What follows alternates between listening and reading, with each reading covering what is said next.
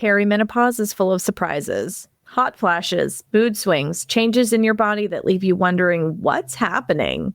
Many women are turning to GLP-1 medications for a quick fix when it comes to weight.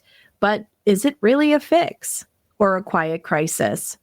In this episode, Alyx Coble-Frakes joins the Reproductive Rebel show to uncover the hidden side effects of GLP-1s in perimenopause, from hormonal disruption to gut and metabolic impacts. If you are navigating this stage of life and want clarity before you make a choice, this is a conversation you won't want to miss. Hi, I'm Adrienne Irizarry. I'm an East Asian medicine practitioner who is passionate about women's health and helping women to live their best lives. My goal is to put you in the driver's seat of your health, offering holistic solutions for a symptom-free life. Statements made in this program are for educational purposes only and not intended as a substitution for medical consultation or advice. We do not claim to diagnose, treat, or cure any diseases. This podcast is inclusive and welcomes all gender identities. The focus of the program is on biological function, and we will use the term women throughout, but it is referencing physiological and social challenges for biology, not identity. Come as you are. I am happy you're here and welcome all performances of identity. I hope you find something helpful in this show.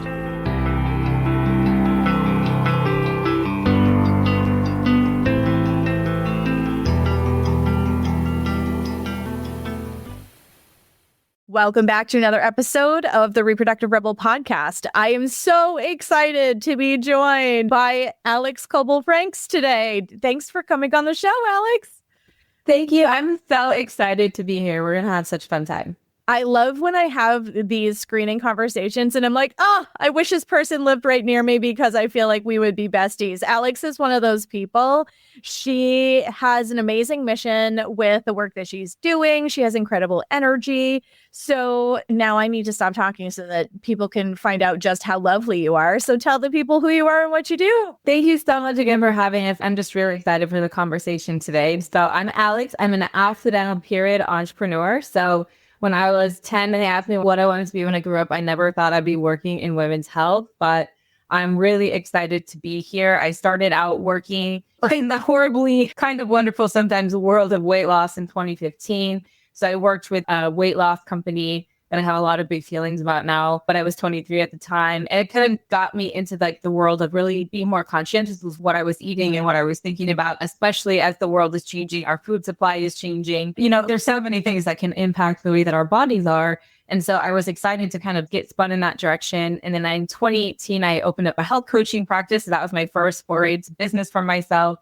And when I was in the process of making that company, I found that I had higher sales during the ovulation phase of my menstrual cycle. So I created a planner after a meditation, which is another long, weird story.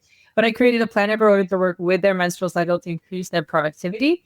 And then that has since transformed into a free app and so much content and courses. And we've got a lot of tricks up our sleeve right now. There's a lot that we're working on right now that's going to open up the next chapter of the agenda period. So that's there's a lot behind the scenes. But overall, the North Star of the company and my North Star is that every single person on earth should understand their body as a human right. And men often understand their bodies because the whole world works around their bodies. And women often don't know about their menstrual cycles. They don't know about how their hormones impact literally every facet of their life. And I think that should be the basic bare minimum amount of education for every person with a cycle, because your period changes everything about how you show up in the world. Sing it, sister. Now you see why I'm so excited to have this incredible human on the show. Absolutely. So another kindred reproductive rebel spirit over here who wants to change the world. And I love that. And I loved her energy around that because it is so freaking important. And it still, to this day, I've been doing this work for almost 8 years now, and I still, to this day, have my mind blown by the number of people who don't know how to count day one of their cycle. Oh, yeah. That one's so tricky. And so really confusing. Yeah, like where day one is and how that impacts. Because like then you go to the doctor and you have tests done And they say, well, come back on day 3. And if you're counting from brown spotting and not from red flow, you're going to get very different information in terms of your hormones. Like, we just have so little education collectively. I love what you're doing with the agenda period. And when we were having our screening call, I'm definitely going to be having Alyx on a couple of times here because she is a wealth of really cool information. But one of the things we were talking about is perimenopause and this uptick in use of GLP-1. She has some firsthand experience with it. She's had some people in her sphere information with it. Yeah, she's got a lot. And I think that this is such a critical conversation right now. Yeah. So, I mean, who doesn't love a quick fix under the patriarchy? Because one, you can give billions of dollars to corporations. And two, it keeps women focused on staying thin and busy rather than being embodied and empowered. So, of course, GLP-1 is a miracle drug during this time because based on the American stress system, the way our food system is, and the way that women are systematically forced to do much more additional labor, around 70% of the unpaid labor in their homes, even with like good guys, right? This is still happening. Women, that starts to really mess with your cortisol. That messes with your cortisol your entire life, but particularly as it enters the perimenopause, when things are already in a state of fluctuation and change, it starts to really impact our cortisol levels. And so we see that in the rounding of bases, that kind of tire around the midsection. And also similar things can happen postpartum, right? That kind of mimics some of those really big changes. So after I had twins in 2020,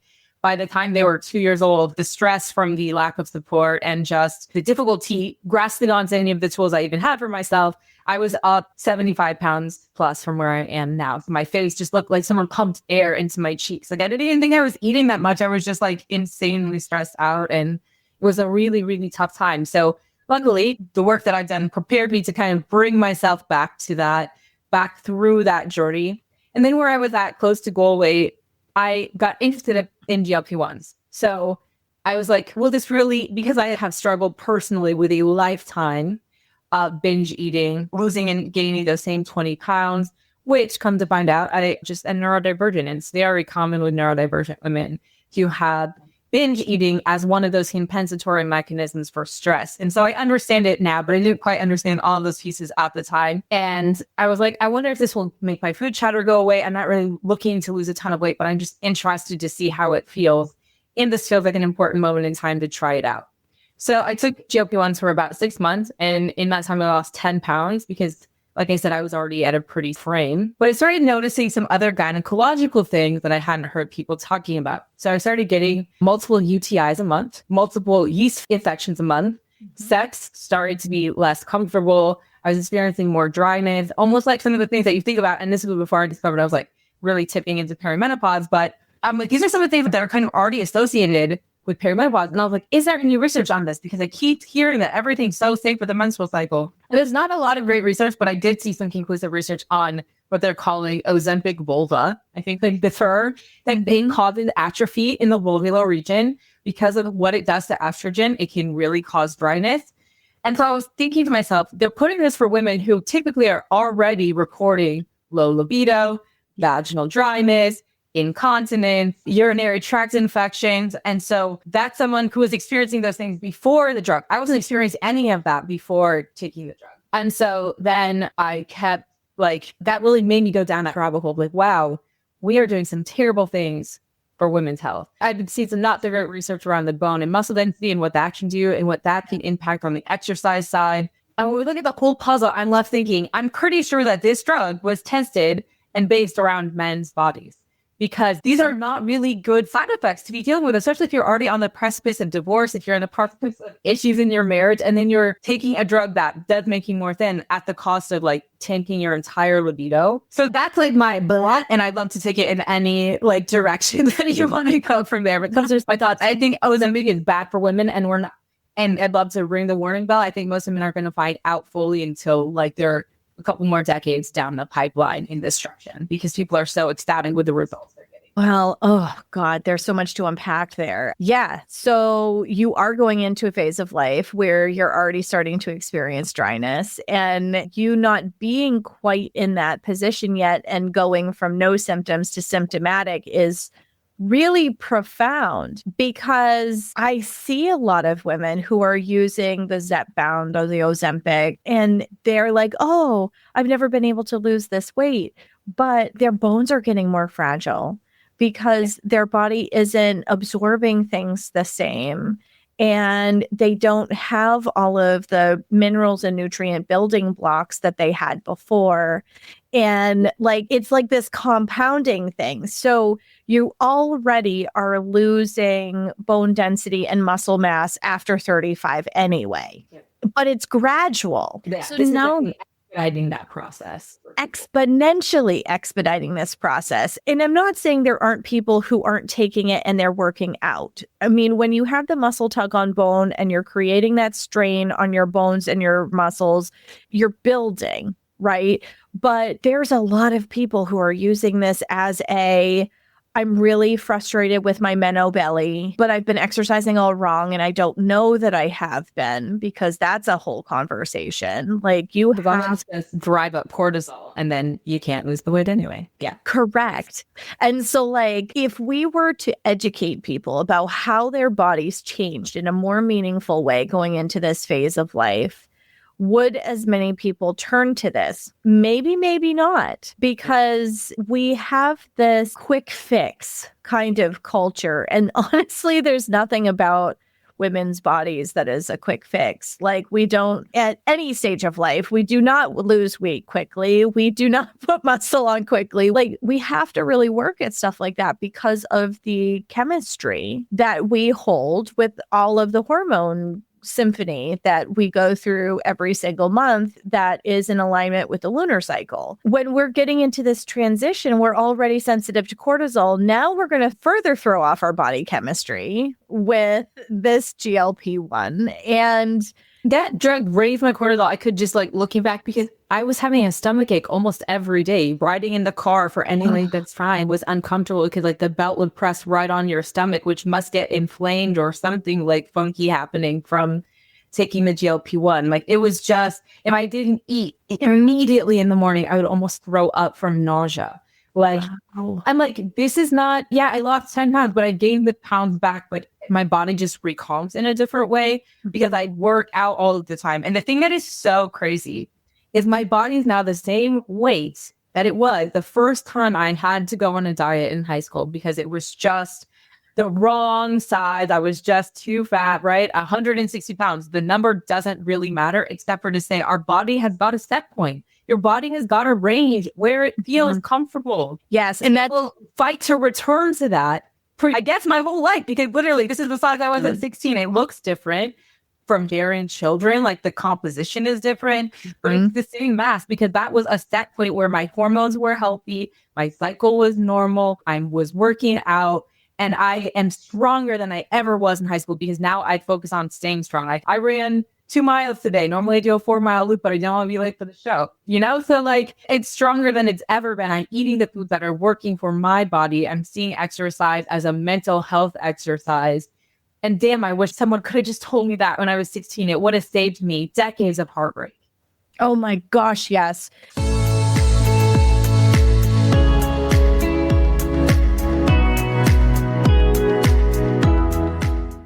The book Bitter or Better, I Decide by Hannah Koch is a practical and uplifting guide to turning life challenges into stepping stones. Bitter or Better shows how to understand yourself, resolve conflict, strengthen relationships, and reconnect with the source of love so you can choose better, not bitter, every day. For more information, go to bitterorbetteridecide.com.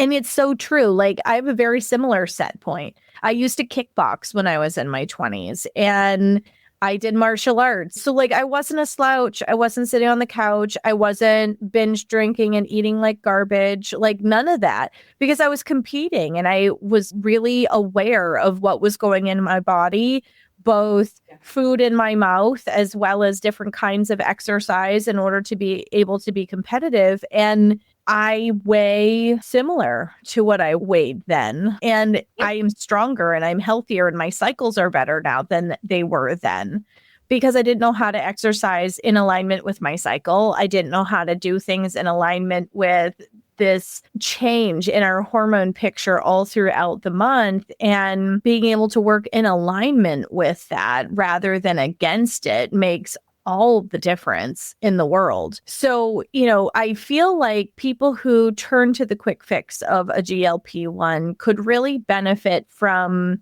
I'm going to call it intervention a little sooner, where, we're talking about what is it that your body needs. Just because this form of exercise used to work for you, especially when we're looking at perimenopause, when we get into this perimenopausal phase of life, you're essentially starting from scratch and you're learning how to take care of this body all over again. Your sleep needs change, your eating needs. God, I feel like an old woman. I've now started needing a banana before I go to bed in order to sleep well and not get foot cramps. Like, really? So, and I'm 41, like I'm not that old, but like I'm old, like my body is starting to be like, hey girl, you have different things are changing here. Yes. So like being educated around these changes that are happening in your body and like how that overlays with your cycle, because we're going to use my banana example. My foot cramps are worse after my bleed. But it's because the tank is empty. Yep, that makes total sense. Yeah. Right? So, now when you throw in a GLP-1 on top of all of that, that changes the way that you are receiving nourishment in your body. Yes, it really did. Yeah. The rest of your system starts to wobble. Yes. So here's the thing, that no one wants to talk about this because it's not sexy, but there are 3 things we boil down after working with thousands of women in this area, particularly as they go through perimenopause. And there are 3 things that every person needs to do. So the first thing is figure out finally for once and for all, what foods actually work for your specific body. So there's a lot of diet rhetoric out there. Eat this, don't eat that. You can't eat oatmeal. You should only eat hard-boiled eggs without the yolk. Like whatever, there's so much wisdom out there. But the truth is that every single human being is different and their bodies change and they need different nutrients as you age. So whenever we start working with people, I essentially love to have someone go through a round of Whole30 so that they can get everything out and then they can have an honest reflection with themselves as like, does this food actually work for me or does it not work for me? I had to have that conversation with myself about gluten because I cut it out and I was like, oh my God, I feel amazing. And then I ate some gluten and my stomach puffed out 7 inches and I had a headache for 3 days. And I was like, well, shit. And it's really just the way that we're processing gluten in the United States, because this year I was in Jamaica. Last year I was in multiple different countries and had 0 issues eating gluten anywhere else because our food system is poisoning us, right? So that's thing number 1 is figuring out what food actually works for you as you get into perimenopause. It's going to be different. Some of the foods, like I can't eat as much cheese. If I eat soft cheese, like we're in for the night. Like we just have to know these things about ourselves because your body loses some of those enzymes and the ability to break down these foods as we age. So just because it's a food that always works for you doesn't mean it's still going to work for you in perimenopause. So anytime you start to get those tummy troubles, clear everything out and try again so that you can really see. And then you can have that integrity with yourself. You're like, does this food actually work for me or does it not work for me? And I'm still going to sometimes eat it and just know I will be suffering. Both of those are okay, but we want to come from an informed place when we're making that choice. The second thing that it is for everyone, especially in perimenopause, is to get movement that is focused on how it makes your brain feel.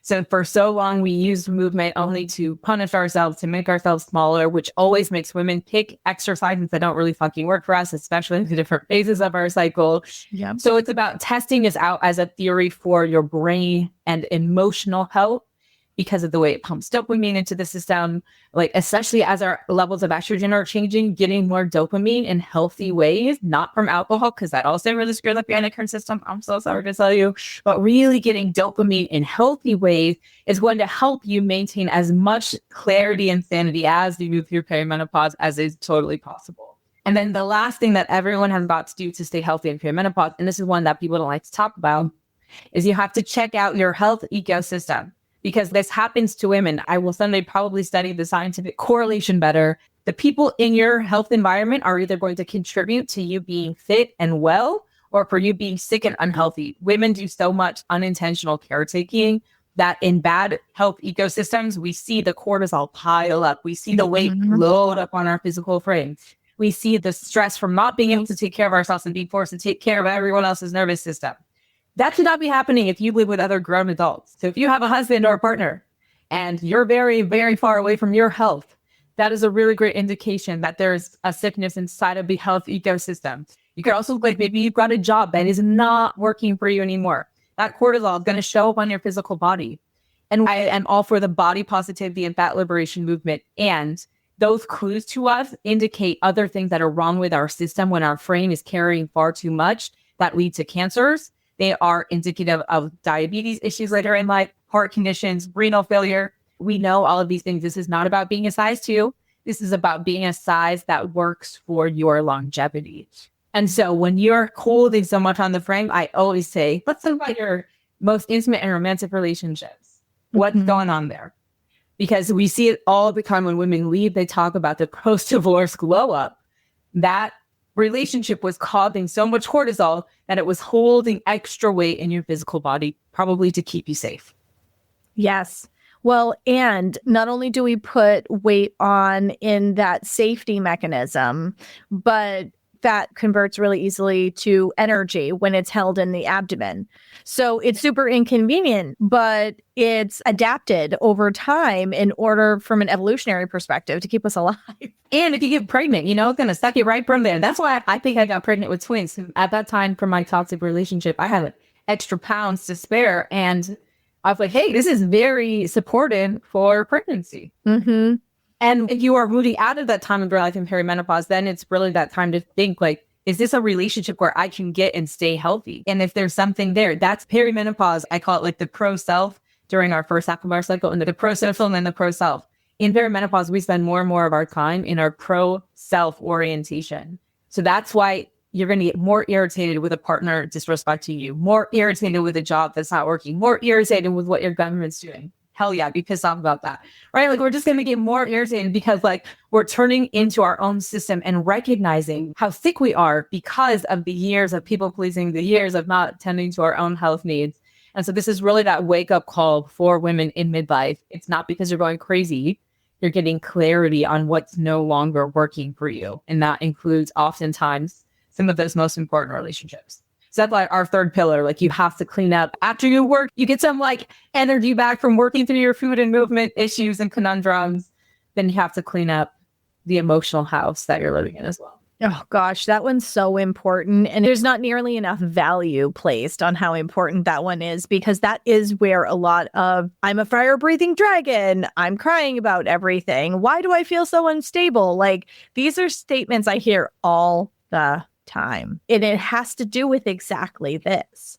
Like, emotions are energy in motion. You can only bottle that shit for so long before the lid blows off.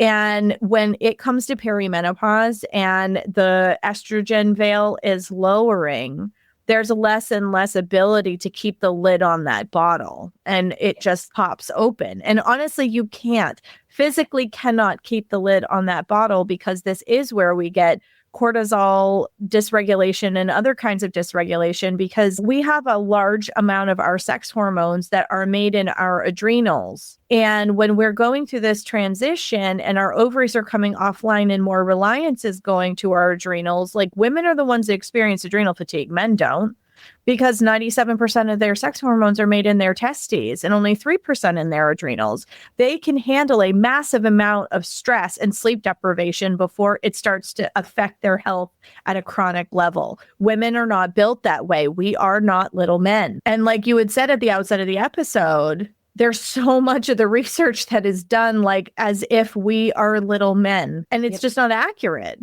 It's like, for that very same reason, the adrenal stress, I think, is where it really links back to why intermittent fasting is not great for women. There's a couple phases of the cycle where it's not as disruptive to our endocrine system, and the rest of the time, it's not great for us.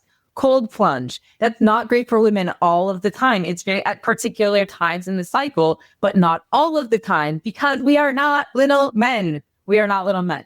We cannot handle the things in the same way. They don't work for us, which is why you see when women try to do the things that men are doing, typically we gain weight. And the guy you're doing it with will lose 30 pounds. And you're like, what the fuck? Well, because it was made for you. That's why you shouldn't be shocking it. Yes, exactly. Yes. There's nothing more frustrating than trying to lose weight with a male partner. Yeah, when I went on I was at a big trial, lost 10 pounds and was feeling miserable every single day. My fiance lost 30 pounds just because he stopped eating gluten with me. And I was like, you're welcome for the visible abs. You're welcome. And I'm over here suffering, not in silence, mind you. I was suffering loudly. I wanted to make sure everyone else knew about it, but I was just like, all he did was stop eating gluten. He's like, yeah, I guess it was pretty bad for me. I was like, yeah, I guess it was. Thanks a lot. And I lost 10 pounds and had recurring UTIs. I was like, what a great time to be me. So this is what we see over and over in women's health, right? It's like these solutions that do not work for us. And we keep paying the huge tax bill for signing up for these science experiments that we were never included in to begin with. Oh my goodness. So well worded. So I'm curious, if you don't mind sharing, how long after you went off of Ozempic did you stop seeing the dryness, the infections, all of those kinds of things? 30 days. Wow. It took a whole month. Probably like one cycle. You're just kind of like, here I out. Yeah. Wow. That's incredible. Oh, see, this is why I wanted to do this episode, because I've had people talk about how weak they feel, how nauseous they feel, the fact that, oh, well, I'm getting results, but I don't know how I feel in my body. But like never to the extent of I had infections, I had this, I had that. And I'm like, wow, okay, so this is creating a much bigger impact on women's bodies than I realized. I had a UTI that got so bad that I needed to go get to the emergency room on New Year's Eve because it was like all the way up to my back. So it had traveled up. Oh, no. So I was like on a horse dose of antibiotics. I think about 1 or 2 UTIs in my life. I had 7 during the 6 months when I was on Ozempic. Wow. That's over and over. It was horrible. I'm also very sensitive. So, right, I think, on the spectrum, I'm on the most sensitive and I notice all of these little things. So it's likely that there are more women experiencing some of these subtle changes that they're not even recognizing because they weren't super tuned into how their vulva was feeling beforehand. So I actually anticipate that it's a higher rate of these issues going on.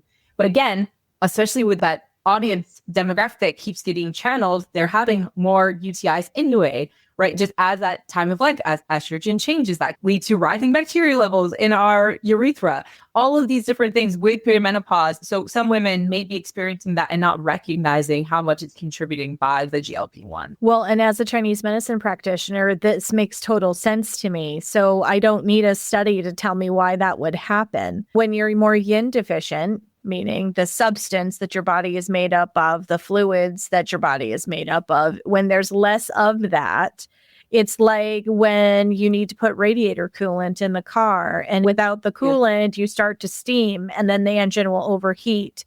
So you're not providing enough lubricative moisture, essentially, to the body, and it's showing signs of overheating.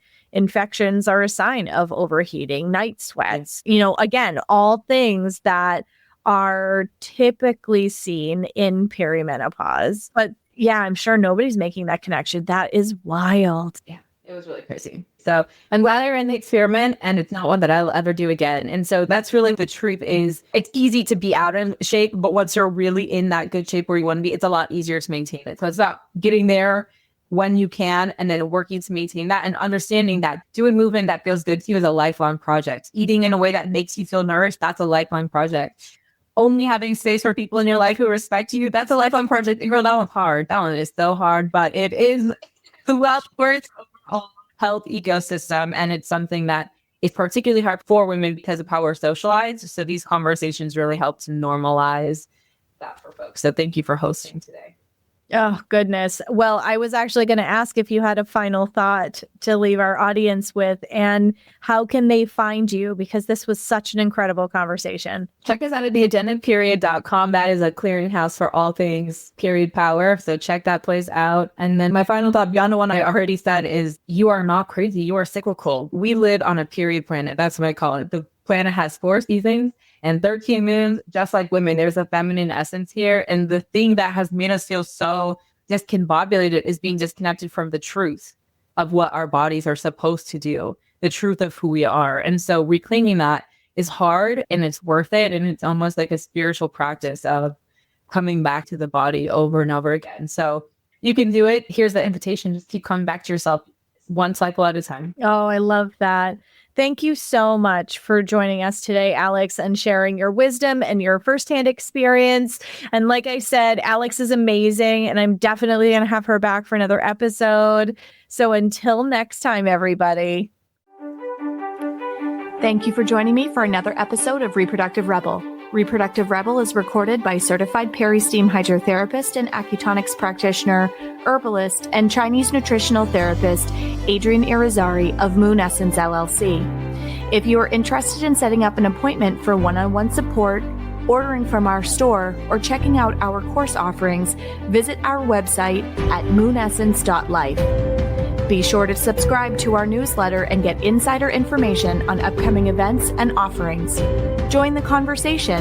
Like and follow us at MoonEssenceMe on Instagram, Facebook, or LinkedIn. Your voices make this program possible. Thank you all for your continued support.